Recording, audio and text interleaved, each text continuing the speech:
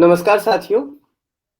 आज हम हिंदी के प्रमुख कवियों में से एक शमशेर बहादुर सिंह की जन्म दिवस पर उनके कविताओं को लेकर के उपस्थित हुए हैं। मैं उर्दू और हिंदी का दुआब हूँ, मैं वो आईना हूँ जिसमें आप हैं। एक ऐसा शायर, एक ऐसा कवि जो हिंदी और उर्दू पर समान रूप से अपनी लेखनी चलाई है। उतने ही सुंदर उन्होंने गजल लिखा है, उतने ही सुंदर उन्होंने कविता लिखी है।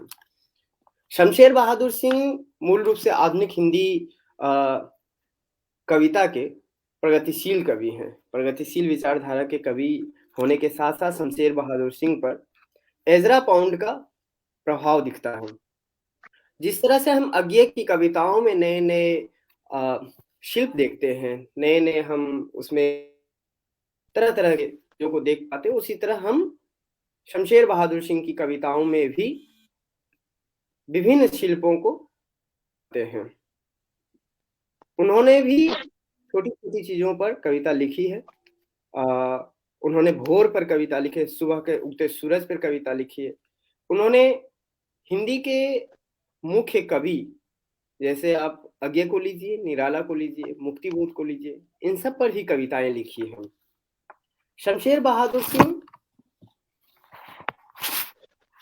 मूल रूप से हम उनको कवि के रूप में जानते हैं। अक्सर कहा जाता है कि शमशेर बहादुर सिंह की कविता खोलना मुश्किल होता है। अक्सर जब हम पढ़ते हैं तो उनकी कविताओं को खोलना भी मुश्किल होता है और समझना मुश्किल होता है, लेकिन वो एक गहन अर्थ छुपाए बैठे रहते हैं। जब आप उनकी कविताओं से गुजरेंगे तब शुरुआत में ऐसा हो सकता है कि महसूस हो कि वह कविता क्या है, लेकिन एक गहन अर्थ होता है। तो उसी एक प्रसिद्ध कवि की, शमशेर बहादुर सिंह की कविताओं के साथ हम आज उपस्थित हुए हैं। विद्यार्थियों के बीच शमशेर बहादुर सिंह इस कार्यक्रम का नाम है और इसी तरह के कार्यक्रम हम विभिन्न कवियों को लेकर के चलाते रहते हैं, जिसमें विभिन्न विश्वविद्यालय के छात्र, शोधार्थी जुड़ते हैं और अपनी पसंद की कविता वह हमारे समक्ष, आपके समक्ष रखते हैं। आज भी विभिन्न विश्वविद्यालय के शोधार्थी छात्र हमारे बीच जुड़े हैं, जो उनकी कविताओं को लेकर के उपस्थित हुए हैं। उनकी एक कविता है, चुका भी हूं मैं नहीं, चुका भी हूं मैं नहीं, कहाँ किया मैंने प्रेम अभी, जब करूंगा प्रेम पिघल उठेंगे युगों के भूधर, उफन उठेंगे सात सागर, किंतु मैं हूं मौन, कहाँ सजे कहाँ सजे मैंने साज अभी, सरल से भी गूढ़तर तत्व मिलेंगे, निकलेंगे अमित विस्मय, जब मथेगा प्रेम सागर हृदय, निकटतम सबकी अपर शौर्यों की तुम, तब बनोगी एक गहन मायामय, प्राप्त सुख तुम बनोगी तब प्राप्त जय। कितने सरल तरीके से उन्होंने इस कविता में सब कुछ व्यक्त कर दिया है कि अभी मैंने प्रेम नहीं किया है और जब मैं प्रेम करूंगा तो युगों के भूधर जो है पिघल उठेंगे। तो आगे हम जो आज हमारे साथ विशेष रूप से उनकी कविताओं को पढ़ने के लिए जुड़े हैं, उनको हम बुलाते हैं। सबसे पहले मैं उनकी एक लंबी कविता को लेकर के उपस्थित हो रही हैं, स्नेहदीप। बहुत बहुत शुक्रिया पीयूष। मैं ज्यादा वक्त ना लेते हुए, चूंकि सबको कविताओं का पाठ करना है, मैं सीधा कविता पर आऊंगी। कविता का नाम है अम्न का राग। सच्चाइयां जो गंगा के गोमुख से मोती की तरह बिखरती रहती हैं, हिमालय की बर्फीली चोटी पर चांदी के उन्मुक्त नाचते परों में झिलमिलाती रहती हैं, जो 1000 रंगों के मोतियों का खिलखिलाता समंदर है। उमंगों से भरी फूलों की जवान कश्तियां कि बसंत के नए प्रभात सागर में छोड़ दी गई हैं। ये पूरब पश्चिम मेरी आत्मा के ताने बाने हैं। मैंने एशिया की सतरंगी किरणों को अपनी दिशाओं के गिर्द लपेट लिया और मैं यूरोप और अमेरिका की नर्म आंच की धूप छांव पर बहुत हौले हौले नाच रहा हूं। सब संस्कृतियां मेरे सरगम में विभोर हैं। क्योंकि मैं हृदय की सच्ची सुख शांति का राग हूँ। बहुत आदिम, बहुत अभिनव। हम एक साथ उषा के मधुर अधर बन उठे, सुलग उठे हैं। सब एक साथ ढाई आखर धड़कनों में बज उठे हैं, सिम्फोनिक आनंद की तरह।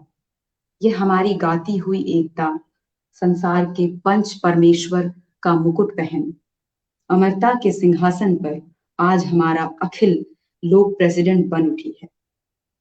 देखो ना हकीकत हमारे समय की, कि जिसमें होमर एक हिंदी कवि सरदार जाफरी को इशारे से अपने करीब बुला रहा है, कि जिसमें फयाज खां बेटफिन के कान में कुछ कह रहा है।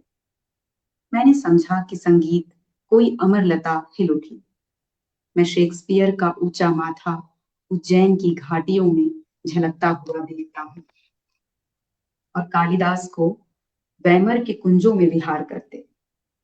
और आज तो मेरा टैगोर, मेरा हाफिज, मेरा तुलसी, मेरा गालिब एक एक मेरे दिल के जगमग पावर हाउस का कुशल ऑपरेटर है। आज सब तुम्हारे ही लिए शांति का युग चाहते हैं मेरे कुटुबुटु। तुम्हारे ही लिए मेरे प्रतिभाशाली भाई तेज बहादुर, मेरे गुलाब की कलियों से हंसते खेलते बच्चों, तुम्हारे ही लिए। तुम्हारे ही लिए मेरे दोस्तों, जिनसे जिंदगी में मानी पैदा होते हैं। और और उस निश्चल प्रेम के लिए जो माँ की मूर्ति है, और उस अमर परम शक्ति के लिए जो पिता का रूप है।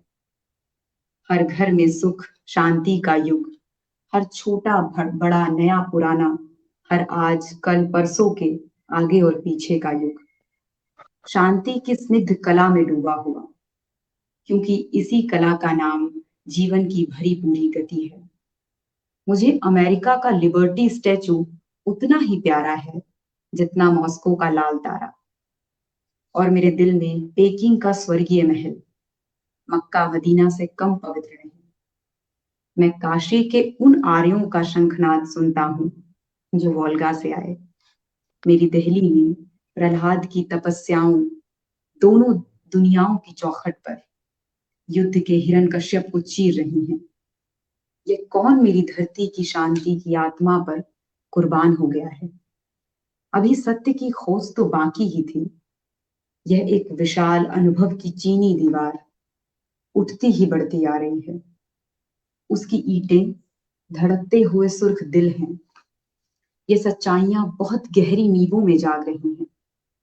वो इतिहास की अनुभूतियां हैं। मैंने सोवियत यूसुफ के सीने पर कान रखकर सुना।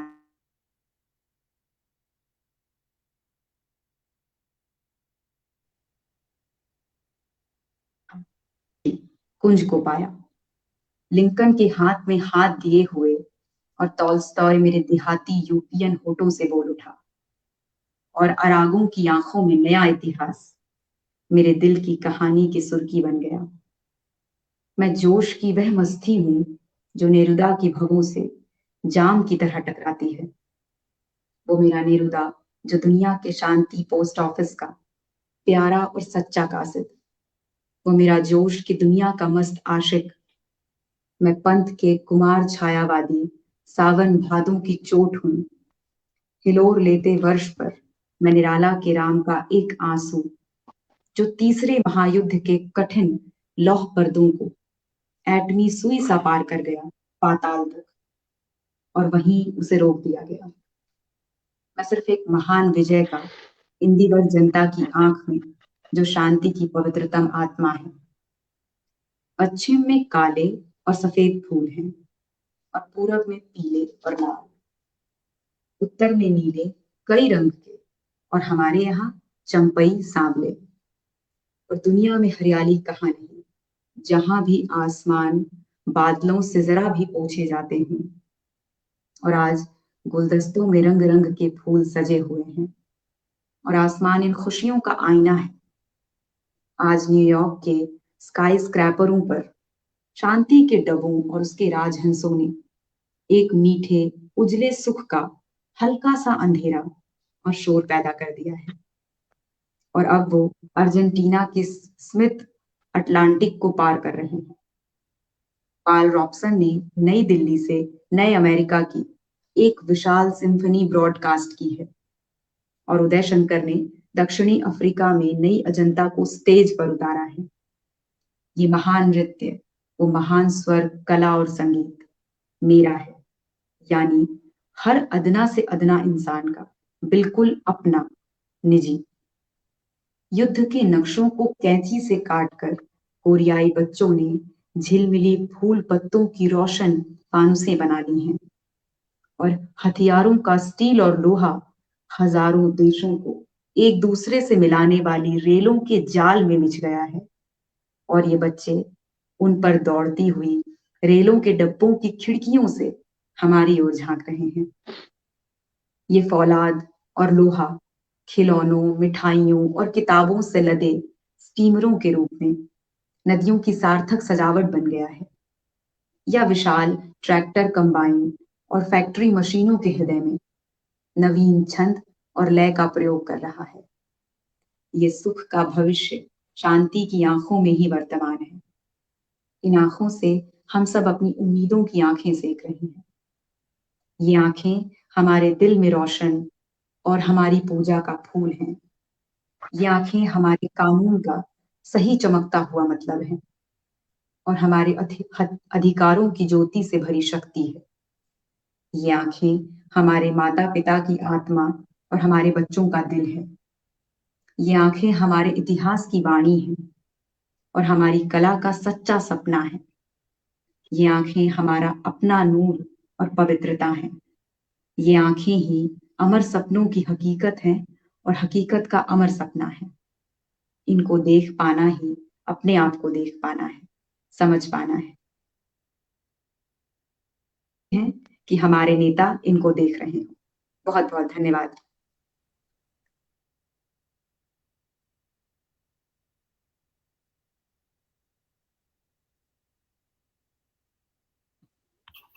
बहुत ही सुंदर कविता, और उसी सुंदरता से स्मृति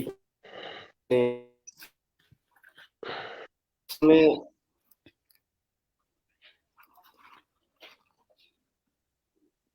शमशेर बहादुर सिंह की एक छोटी सी कविता है, बंधा होता भी, बंधा होता भी मौन यदि उस व्यथा के रूप से कोमल, जो कि तुम हो, समय पा लेता उसे तब भी।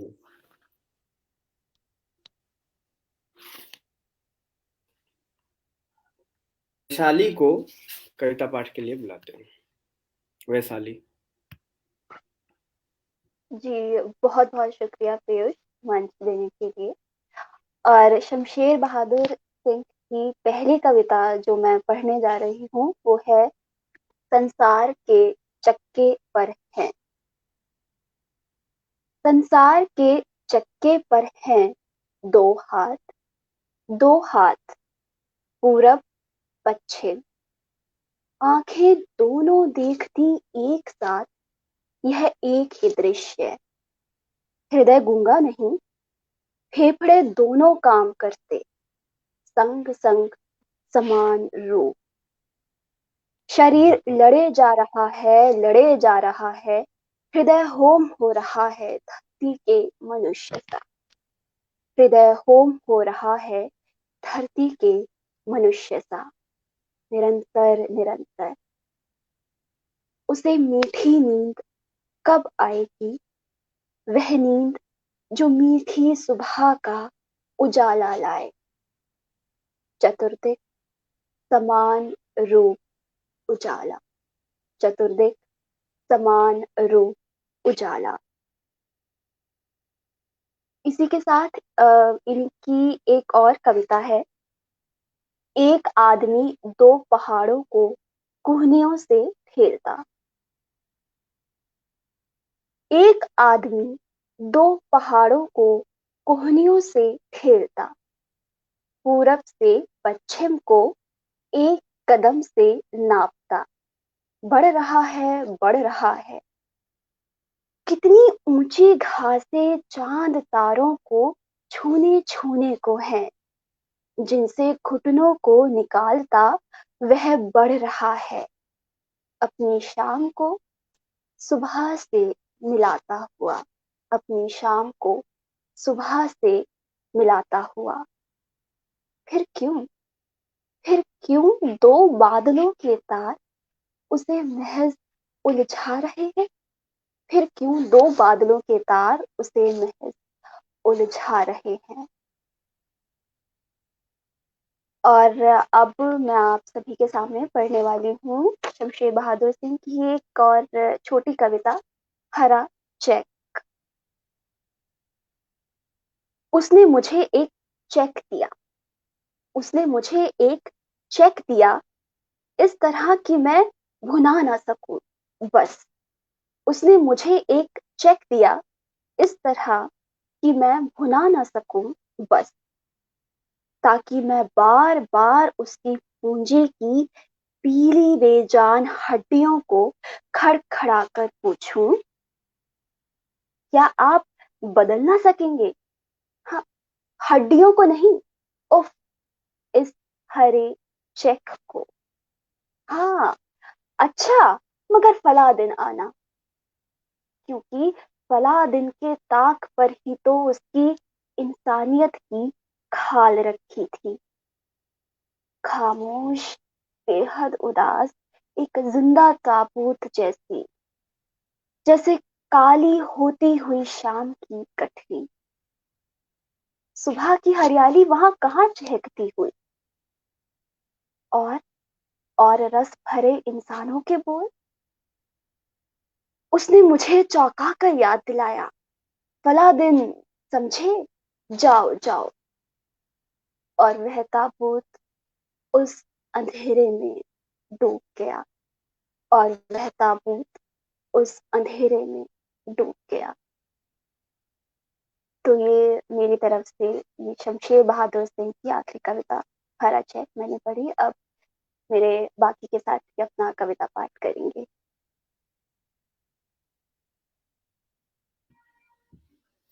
बहुत सुंदर वैशाली, आपने बहुत सलीके से उनका पाठ किया, इसके लिए बहुत बहुत धन्यवाद।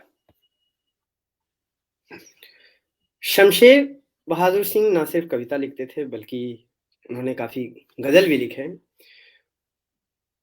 उन्हीं गजलों में से एक गजल मैं पढ़ रहा हूँ कि अपने दिल का हाल यारो हम किसी से क्या कहें।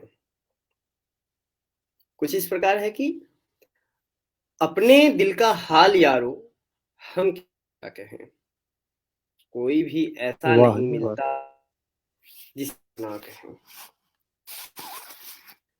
अपने दिल का हाल यारो हम किसी से क्या कहें, कोई भी ऐसा नहीं मिलता जिसे अपना कहें। हो चुकी जब खत्म अपनी जिंदगी की दास्तां, उनकी फरमाइश हुई है कि इसको दोबारा कहें। उनकी फरमाइश हुई है कि इसको दोबारा कहें। आज एक खामोश मातम सा हमारे दिल में है, आज एक खामोश मातम सा हमारे दिल में है। ख्वाब के दिन हैं वरना न कहें। यास दिल को बांध सर पर जल्द साया कर जुनूं, दम नहीं इतना जैसे साध होके। देख करके आखिर उनकी मोहब्बत की नजर, हमको याद आया वो कुछ कहना जिसे शिकवा कहें। उसकी पुरहसरत निगाहें देख कर रहम आ गया, उसकी पुरहसरत निगाहें देख कर रहम आ गया। वरना जी में था कि हम भी हंस के दीवाना कहें। वरना जी में था कि हम भी हंस के दीवाना कहें। काफिले वालों कहाँ जाते हो सहरा की तरफ, काफिले वालों कहाँ जाते हो सहरा की तरफ। आओ बैठो हम मजनू ना कहें, आओ बैठो हमसे हम मजनू का अफसाना कहें। मुस्क बुए जुल्फ उसकी घेर ले जिस जा हमें, जुल्फ उसकी घेर ले जिस जा हमें। दिल ये कहता है उसी को अपना काश ना कहें, दिल ये कहता है उसी को अपना काश ना कहें।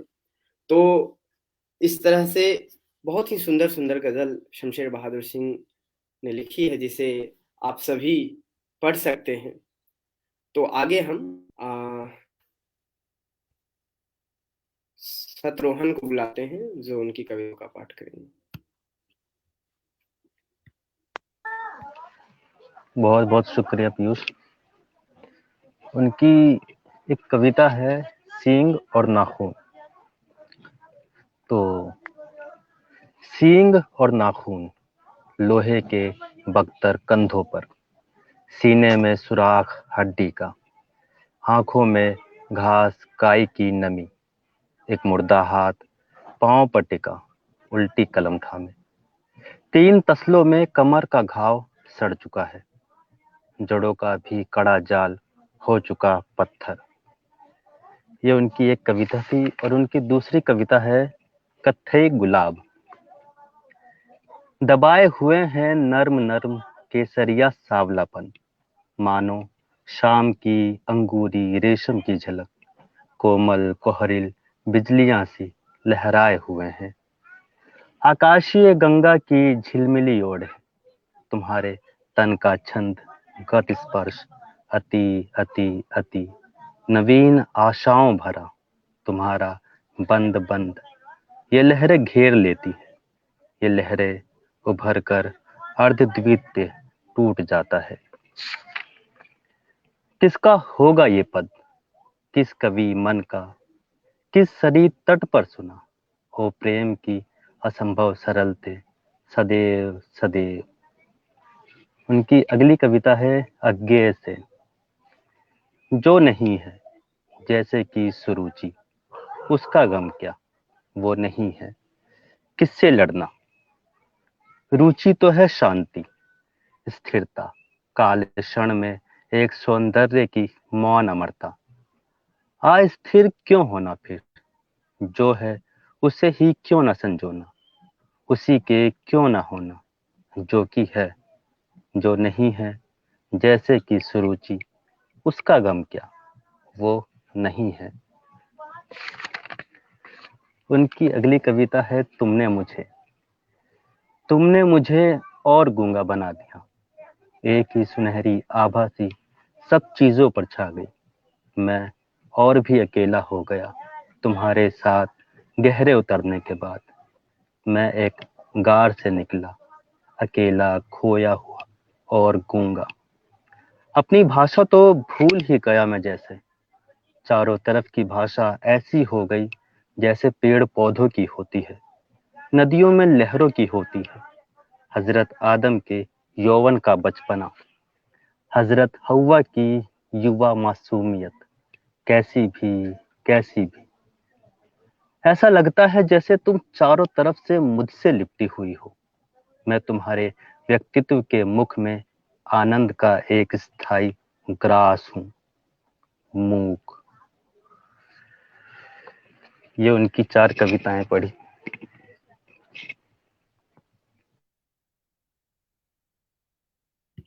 बहुत बहुत धन्यवाद रोहन।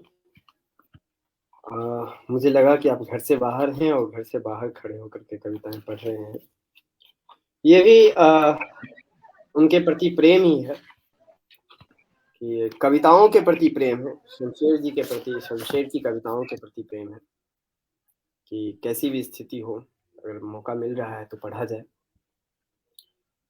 उनकी एक बेहद ही खूबसूरत और गहन अर्थ लिए हुए एक कविता है जिसे आप समझ सकते हैं कि हार हार समझा में। शमशेर कहते हैं कि हार हार समझा मैं तुमको अपने पार, हार हार समझा मैं तुमको अपने पार, हंसी बन खिली सांझ बुझने को ही, हंसी बन खिली सांझ बुझने को ही, एक हाय हाय सी रात बीती न थी कि दिन हुआ, एक हाय हाय की रात बीती न थी कि दिन हुआ हार हार। तो ये बहुत ही गहन अर्थ रखे हुए ये कविता है जिसे आप जब पढ़ेंगे तो आप विभिन्न नज़र से, एक प्रेमी की नज़र से भी इसे खोलने की कोशिश करेंगे तो ये कविता उस तरीके से भी खुलती है और भी अर्थ लिए हुए है ये कविता। तो शमशेर की कविता जो है गहनतम अर्थ रखे हुए हैं, जिसे पढ़ने के बाद आप अपने तरीके से खोल सकते हैं। कविता जब हम पढ़ते हैं तो उसे हम अपने तरीके से ही खोलना चाहिए। आगे हम आदर्श को बुलाते हैं जो उनकी कविताओं का पाठ करेंगे।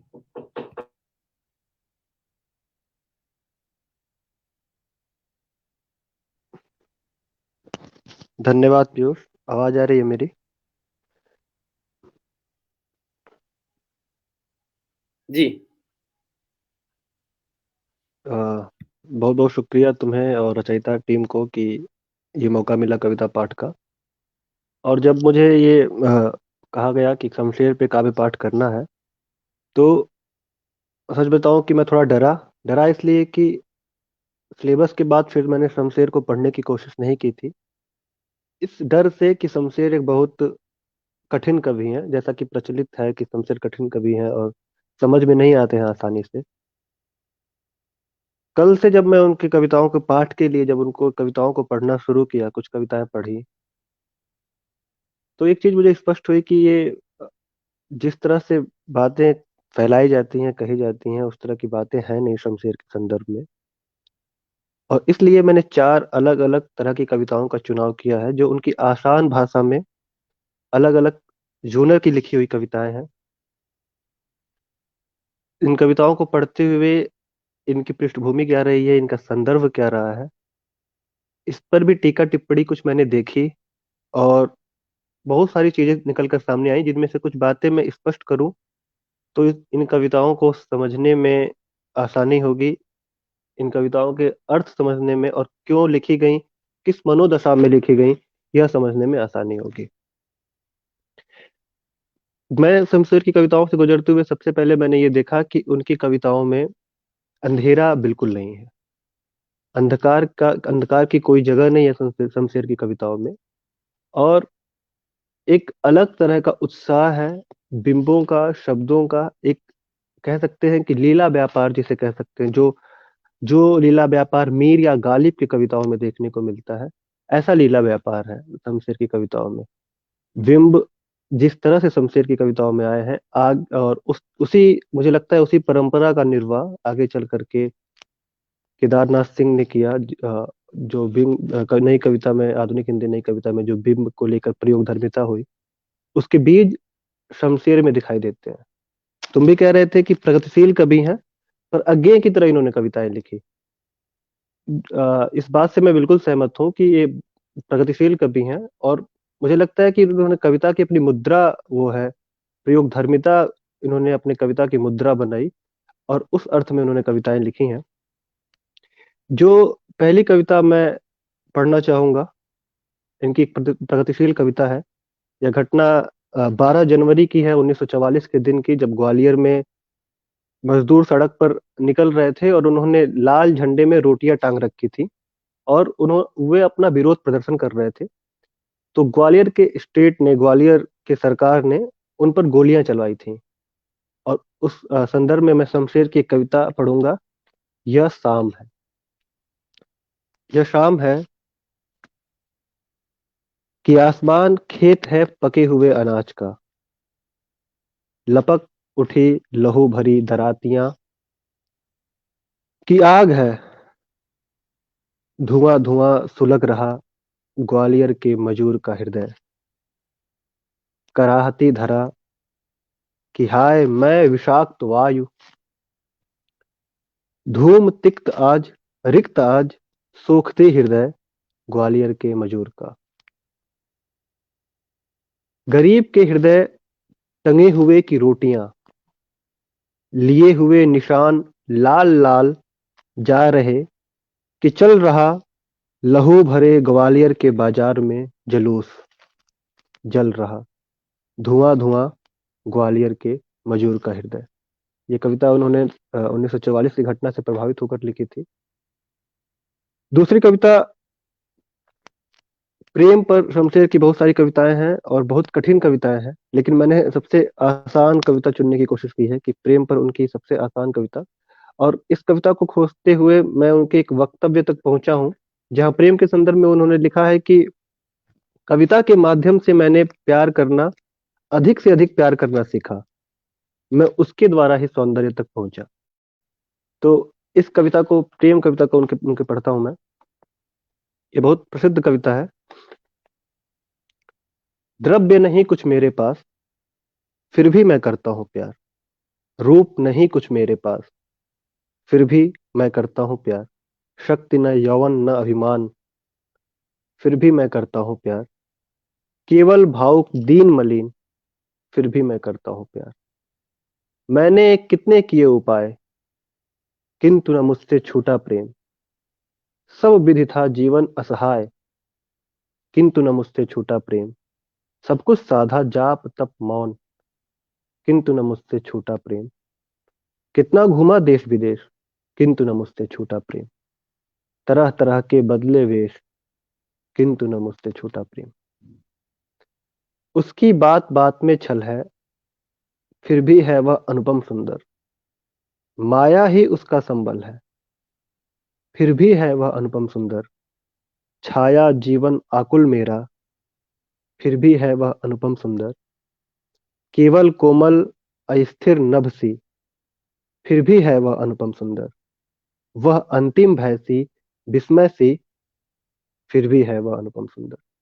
यह उनके काव्य संकलन कुछ कविताएं नाम से जो उनके काव्य संकलन है, उसमें सन 1937 या सन 1938 के आसपास की लिखी गई कविता है। एक कविता का जो मैंने चुनाव किया, और जैसे शमशेर पर कहते हुए पीयूष ने जैसा कि बताया कि उन्होंने उर्दू में बहुत सारी गजलें लिखी और एक प्रतिष्ठित गजलकार के रूप में वो हिंदी और उर्दू के एक प्रतिष्ठित गजलकार हैं और काफी अच्छी गजलें लिखी हैं। इसी तरह उन्होंने भोजपुरी में भी कविताएं लिखी हैं। उनकी एक भोजपुरी कविता का मैंने चुनाव किया इस दृष्टिकोण से कि उनकी काव्य विविधता कितनी ज्यादा है, व्यापकता उनके काव्य में कितनी ज्यादा है, इसे समझने के लिए एक बहुत छोटा सा गीत भोजपुरी का, छोटी सी कविता, मैं उसका पाठ करता हूँ। निदिया सतावे मुहे सजही से सजनी, सजही से सजनी। प्रेम बत कही तन कहूँ न भावे, सजही से सजनी। निदिया सतावे मोहे सजही से सजनी। छलिया रैन, छलिया रैन कजर ढरकावे, सजही से सजनी। निदिया सतावे मोहे सजही से सजनी। दुई नैना मोहे झुलना झुलावे, दुई नैना मोहे झुलना झुलावे, सजही से सजनी। निदिया सतावे मोहे सजही से सजनी। ये बहुत खूबसूरत गीत भोजपुरी में जो शमशेर की लिखी हुई है। और इस तरह से उर्दू में भी उनका एक शेर, उनका मुझे बहुत प्रसिद्ध शेर याद आ रहा है कि जब तक इस जहान में हमारा जीना होना है, जब तक इस जहान में हमारा जीना होना है, तुम्हारी चोटें होनी है, हमारा सीना होना है। इस तरह की बहुत सारी गजलें और बहुत सारी कविताएं उनकी हैं जो बहुत आसान सरल भाषा में और पहले पाठ में पाठक को समझ में आ सके, इस दृष्टिकोण से लिखी गई हैं। एक आखिरी कविता, अंतिम कविता, और जो शमशेर का साध्य है, सौंदर्य, उस पर लिखी गई उनकी बहुत पसंदीदा कविता, बहुत खूबसूरत कविता, उषा कविता का मैं पाठ करूंगा। ये उषा कविता को गीतों की धुन में भी लिखा गया है। तो एक गीत है, सरफरोशी की तमन्ना अब हमारे दिल में है। तो उसका जो छंद है, उसका जो टेक है, जहाँ ऐसे जिस तरह से उसे गाया जाता है, अगर उस राग में उस तरह से गाएं तो उषा कविता उस पैरामीटर पर बिल्कुल ठीक बैठती कविता है। मैं इस कविता का सामान्य पाठ करता हूँ। उषा। उषा मतलब भोर का समय, जहाँ रात जा रही है और सूरज उगने वाला है, सूर्योदय होने वाला है। वो जो चंद मिनटों का, सेकंड का जो द्वंद है रात्रि और सुबह के मध्य में, उस पर लिखी गई कविता। प्रात नभ था बहुत नीला शंख जैसे, भोर का नभ। राख से लिपा हुआ चौका अभी गीला पड़ा है। बहुत काली सिल जरा से लाल केसर से कि जैसे धुल गई हो। स्लेट पर या लाल खड़िया चाक मल दी हो किसी ने। नील जल में या की गौर झिलमिल देह जैसे हिल रही हो। और जादू टूटता है इस उषा का, अब सूर्योदय हो रहा है। ये उनके काव्य संग्रह टूटी हुई बिखरी हुई काव्य संग्रह से उनकी कविता थी, और ये आखिरी कविता थी। बहुत बहुत धन्यवाद पीयूष का और रचयिता का, जो मुझे ये अवसर दिया। आप लोग को भी, सुनने वालों को भी बहुत बहुत धन्यवाद। बहुत बहुत धन्यवाद आदर्श भैया।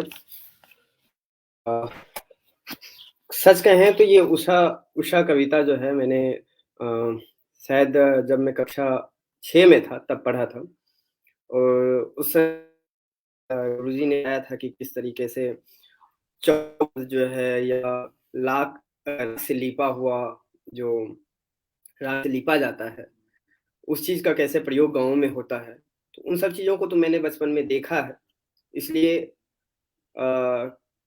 कोई कवि इस समय को भी किस तरीके से शब्दों में पिरो देता है, उस चीज को हम यहाँ पे देख पाते हैं। शमशेर बहादुर सिंह की कुछ कविता है, एक उनकी कविता है काल तुमसे होड़ है मेरी, मतलब काल को चुनौती एक तरह से। तो कि अपनी काल तुझसे होड़ है मेरी, अपराजित तू, तुझमें अपराजित मैं वास करूं, इसलिए तेरे हृदय में समा रहा हूं मैं, सीधा तीसा जो रुका हुआ लगता हो, कि जैसा ध्रुव नक्षत्र भी ना लगे। एक एक निष्ठ स्थिर कालोपरी, भाव भावोपरी, सुख आनंदोपरी, सत्य सत्योपरि, मैं तेरे भी ओ काल ऊपर। सौंदर्य यही तो है जो तू नहीं है ओ काल, जो मैं हूं मैं कि जिसमें सब कुछ है। क्रांतियां, कम्युनिस्ट समाज के, नाना कला विज्ञान और दर्शन के जीवंत वैभव से समन्वित व्यक्ति में मैं वह हरेक हूं जो तुझसे काल परे हूं। मतलब शमशेर कह रहे हैं कि काल जो है सिर्फ मृत्यु है, लेकिन एक मनुष्य जो है वो तमाम संभावनाओं से घिरा हुआ है, तमाम चीजों का समन्वित रूप है, इसलिए काल मैं तुझसे परे हूं।